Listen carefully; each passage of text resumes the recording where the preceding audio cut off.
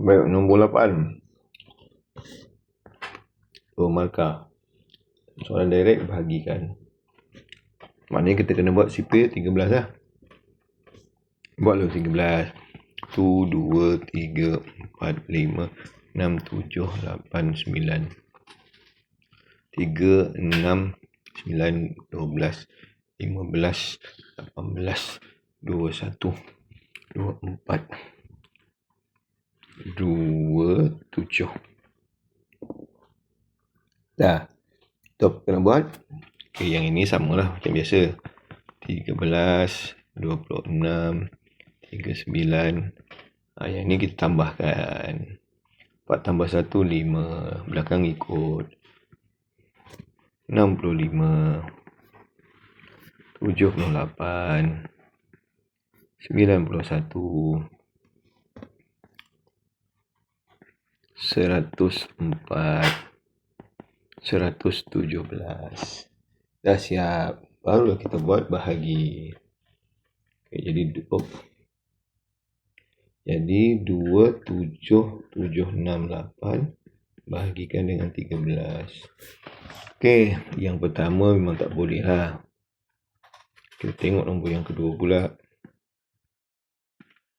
7. Boleh. Jadi dalam mencari nombor yang dekat dengan 27 ataupun sama, tak ada. Yang ada 26.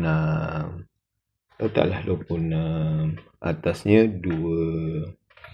Kenapa pilih 26? Sebab pilih nombor yang lebih kecil daripada 27. Faham? Mesti lebih kecil, tak boleh lebih besar. Dan kenapa pilih 26, tak boleh 13? Kata kurang dari 7. Pilihlah yang paling dekat. Biar senang. Boleh pilih 13. Nanti awak kena buat banyak kali lah. Itu ceritanya. Okey.